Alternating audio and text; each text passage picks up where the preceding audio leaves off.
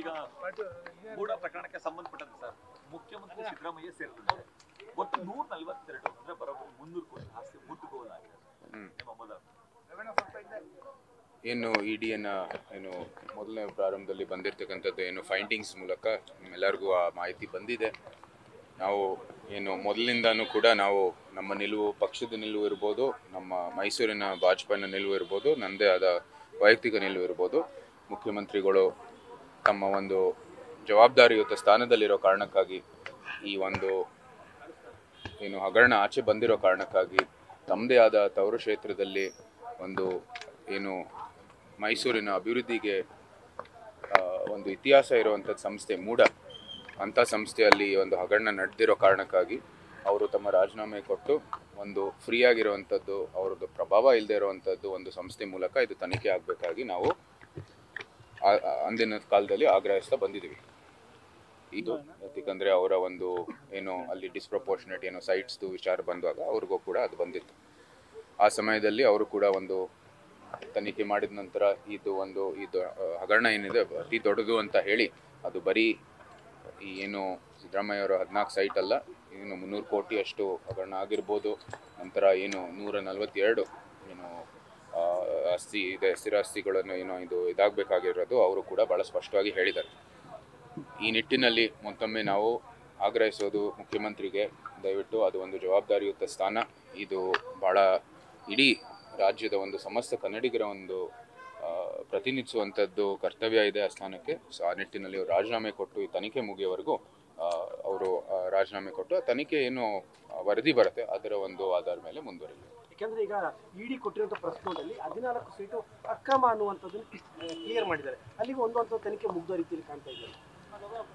ತನಿಖೆ ಮುಗಿಯೋದು ಇನ್ನೂ ತನಿಖೆ ಮುಗಿದಿರೋದು ಬರೀ ಇದು ಫೈಂಡಿಂಗ್ ಬಂದಿರೋದು ಇನ್ನು ಮುಂದೆ ತನಿಖೆ ಆಗಬೇಕಾಗಿದೆ. ಯಾವ ರೀತಿ ಅದು ಪಡ್ಕೊಂಡ್ರು ಅದು ಮತ್ತೆ ಇದು ಆ 50-50 ಹೈಟ್ ನಿವೇಶನದಲ್ಲಿ ಯಾರ್ಯಾರು ಅಡ್ವಾಂಟೇಜ್ ತೊಗೊಂಡಿದ್ದಾರೆ ಇತ್ಯಾದಿ ಎಲ್ಲ ಭಾಳಷ್ಟು ಇದೆ ತನಿಖೆ ಮಾಡೋದು. ಇದಕ್ಕೇನು ಅಂತ್ಯ ಇಲ್ಲ. ಹಿಂದೆನೂ ಸಹ ಅವರು ಸೈಟು ತಿರ್ಗಾ ಅದು ರಿಟರ್ನ್ ಮಾಡಿರೋ ಕಾರಣಕ್ಕಾಗಿ ತನಿಖೆ ಮುಗಿಯಲ್ಲ. ಏನೋ ತಪ್ಪಾಗಿದ್ರೆ ಸಂಪೂರ್ಣವಾದ ಒಂದು ತನಿಖೆ ಆಗಬೇಕಾಗಿದೆ.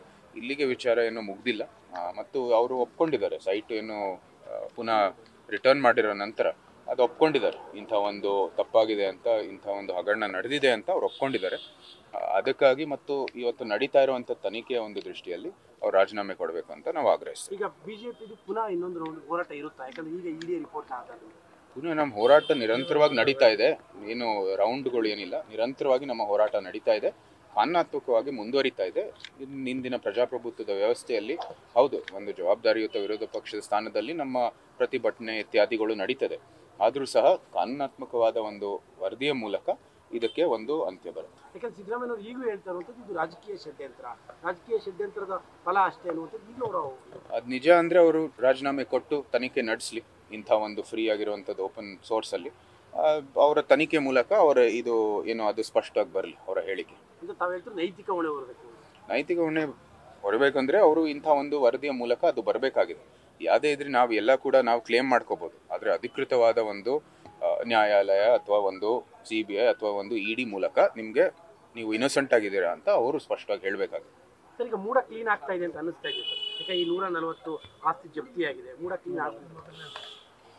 ಇದು ಈಗಾಗಲೇ ಹೇಳಿದ್ರು, ಮೊದಲನೇ ಹಂತ ಅಂತ ಹೇಳ್ತಾ ಇದ್ದಾರೆ. ಇದು ಒಂದು ಪ್ರಕ್ರಿಯೆ, ಎಷ್ಟು ಸುಲಭವಾಗಿ ಆಗೋದಿಲ್ಲ. ಮತ್ತು ಅನೇಕ ದಶಕಗಳಿಂದ ಇಂಥ ಒಂದು ಷಡ್ಯಂತ್ರ ಇರ್ಬೋದು, ಇಂಥ ಒಂದು ಭ್ರಷ್ಟ ಬೆಳವಣಿಗೆಯನ್ನು ನೀವು ನೋಡ್ತಾ ಬಂದಿದ್ದೀವಿ ನಮ್ಮ ಮೂಡಾದಲ್ಲಿ. ಸೊ ಇದಕ್ಕಾಗಿ ಅದನ್ನ ಪೂರ್ತಿ ಕ್ಲೀನಪ್ ಮಾಡೋಕ್ಕೆ ಒಂದಷ್ಟು ವರ್ಷಗಳು ಆಗುತ್ತೆ.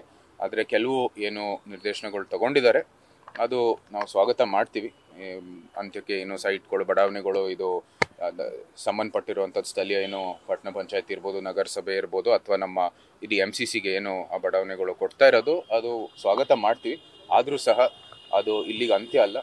ಅದರ ಅಭಿವೃದ್ಧಿ ಆಗಬೇಕಾಗಿದೆ. ಅಭಿವೃದ್ಧಿ ಲೆಕ್ಕದಲ್ಲಿ ಕೆಲವು ಹಿನ್ನಡೆ ಆಗಿದ್ದಾವೆ. ಅಲ್ಲಿ ಮೂಡ ಕಲೆಕ್ಟ್ ಮಾಡಿರುವಂಥದ್ದು ಸೆಸ್ಸು ಇರ್ಬೋದು, ಅದು ಕೂಡ ಅದನ್ನ ಉಪಯೋಗಿಸಿಲ್ಲ. ಬರೀ ಒಂದು ನಮ್ಮ ಬೋರ್ವೆಲ್ ಇದು ನಿರ್ಮಾಣ ಮಾಡಿದ ನಂತರ ಅವರು ಸೈಟನ್ನು ಕೊಟ್ಟಿದ್ದಾರೆ. ಅಲ್ಲಿ UGD ಇಲ್ಲ, ವಿದ್ಯುತ್ ಇಲ್ಲ, ಇತ್ಯಾದಿ ಎಲ್ಲ ಇಲ್ಲ. ಸೊ ಇದು ಕ್ಲೀನಪ್ ಮಾಡೋದು ಭಾಳ ಒಂದು ಸಮಯ ಆಗುತ್ತೆ. ಮತ್ತು ಅದು ನಮ್ಮ ಅಲ್ಲಿ ಸಂಗ್ರಹಿಸಿರುವಂಥದ್ದು ಸೆಸ್ಸು ಕೂಡ ಎಲ್ಲಿ ಹೋಗಿದೆ ಅಂತ ನಾವು ಪ್ರಶ್ನೆ ಮಾಡಲೇಬೇಕು. ಯಾಕಂದರೆ ಸ್ಥಳೀಯರು ಆ ಸೆಸ್ ಕಟ್ಟಿರೋದು ಇಂಥ ಸೌಲಭ್ಯಗಳು ಕೊಡೋದಕ್ಕೆ. ಸೊ ಅದು ಕೂಡ ನಾವು ಒಂದು ತನಿಖೆ ಆಗಬೇಕಾಗಿದೆ. ಪ್ರತಾಪ್ ಸಿಂಹ ಅವ್ರನ್ನ ಪಕ್ಷದಿಂದ ಉಚ್ಚಾಟನೆ ಮಾಡಬೇಕು ಅಂತ ಹೇಳಿ ನಿನ್ನೆ ರಾಜ್ಯಾಧ್ಯಕ್ಷರಿಗೆ ಮನವಿ ಪತ್ರ ಸಲ್ಲಿಸಿದ್ದಾರೆ. ನಿಮ್ಮ ಅವರ ಏನು ಹಿಂದಿನ ಒಂದು 3-4 ತಿಂಗಳಿಂದ ಏನೇನು ಚಟುವಟಿಕೆಗಳು ಮಾಡ್ತಾ ಇದ್ದಾರೆ ಅದರ ವಿರುದ್ಧವಾಗಿ ಇಲ್ಲಿ ಕಾರ್ಯಕರ್ತರು ಅದು ಇಷ್ಟಪಟ್ಟಿಲ್ಲ ಅಂತ ಬಹಳ ಸ್ಪಷ್ಟವಾಗಿ ಅವ್ರು ಹೇಳಿದ್ದಾರೆ. ಅವರು ಮಾಜಿ ಸಂಸದರಾಗಿ ಅದು ಕೂಡ ಒಂದು ಗೌರವ ಇದೆ ಸ್ಥಾನಕ್ಕೆ. ಪಕ್ಷದ ಒಂದು ಚೌಕಟ್ಟಿನಲ್ಲಿ ಎಲ್ಲರೂ ಕೆಲಸ ಮಾಡಬೇಕಾಗಿದೆ. ನಾವು ಕೂಡ ಸಂಸದರಾಗಿ ಪಕ್ಷದ ನಿಲುವು ಮೂಲಕ ಪಕ್ಷದ ಒಂದು ಚೌಕಟ್ಟಿನಲ್ಲೇ ಕೆಲಸ ಮಾಡಬೇಕಾಗಿದೆ. ಅದು ಭಾಳ ಸ್ಪಷ್ಟವಾಗಿರುವಂಥದ್ದು. ಆ ನಿಟ್ಟಿನಲ್ಲಿ ಕಾರ್ಯಕರ್ತರು ನಾವು ಹಾಗೇ ಆಗುತ್ತೆ. ಯಾಕಂದರೆ ನಾವೆಲ್ಲರೂ ಒಗ್ಗಟ್ಟಾಗಿ ನಿಂತಿರುವಂಥದ್ದು ಅವ್ರಿಗೆ ಬೇಕಾಗಿರೋದು ಎಲ್ಲಕ್ಕಿಂತ ಮುಖ್ಯವಾಗಿ ನಾವು ರಾಜ್ಯದಲ್ಲಿ ವಿರೋಧ ಪಕ್ಷದ ಸ್ಥಾನದಲ್ಲಿದ್ದೀವಿ.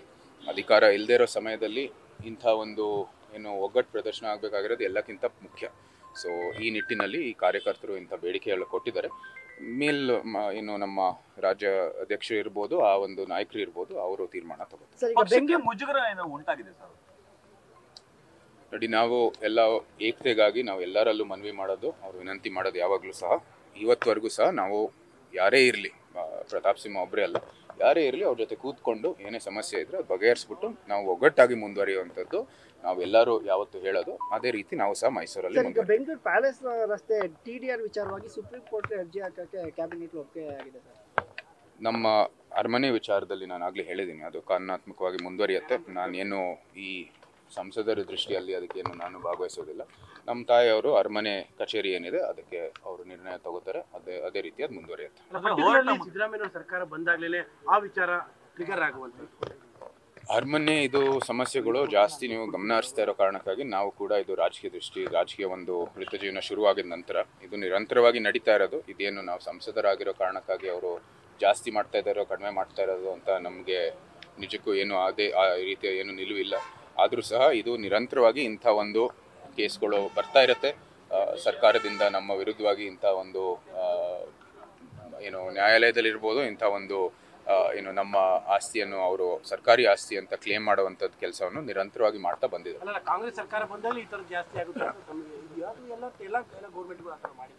ಆ ಥರ ಏನಿಲ್ಲ, ಶುರುವಾಗಿದ್ದು 90s ಅಲ್ಲಿ.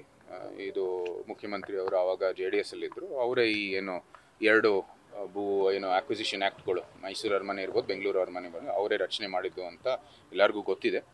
ಅಲ್ಲಿಗೆ ಅದು ನಿರಂತರವಾಗಿ ನಡೀತಾ ಇದೆ. ಒಂದೊಂದು ಸರ್ಕಾರ ಬಂದಾಗ ಅದು ಒಂದು ಸ್ವಲ್ಪ ಪರಿಹರಿಸಲಾಗ್ತಾಯಿತ್ತು, ಒಂದು ಸ್ವಲ್ಪ ಹಿನ್ನಡೆನೂ ಆಗ್ತಾಯಿತ್ತು. ಆದರೂ ಸಹ ನ್ಯಾಯಾಲಯದಲ್ಲಿ ಭಾಳ ಸ್ಪಷ್ಟವಾಗಿದೆ ಆದೇಶ, ಈ TDR ಕೊಡಲೇಬೇಕು ಅಂತ. ಅವರು ಅದೇನಾದರೂ ಅವರ ಏನು ನಿಲುವಿದೆ ಅವರು ತೀರ್ಮಾನ ಮಾಡ್ಕೊಂಡು ಅವ್ರು ಮುಂದುವರಿತಾರೆ. ಅದೆಲ್ಲನೂ ಕೂಡ ನಮಗೆ ಆದೇಶ ಬರೋದು, ನಮಗೆ ನಿರ್ದೇಶನ ಬರೋದು ನಮ್ಮ ಕೋರ್ಟಿಂದಾನೆ, ಸುಪ್ರೀಂ ಕೋರ್ಟ್. ಟಾರ್ಗೆಟ್ ಆಗ್ತಾ ಇದ್ದಾರೆ. ಇದೇನು ನಾನು ಬಂದಿರೋ ಕಾರಣಕ್ಕಾಗಿ ಅದು ಟಾರ್ಗೆಟ್ ಆಗ್ತಾ ಇಲ್ಲ, ಇದು ನಿರಂತರವಾಗಿ 25-30 ವರ್ಷದಿಂದ ಆಗ್ತಾ ಇರೋದು. ನ್ಯೂಸ್ ಫಸ್ಟ್ ನಿರ್ಭೀತಿಯಿಂದ ನಿಮ್ಮ ಪರವಾಗಿ.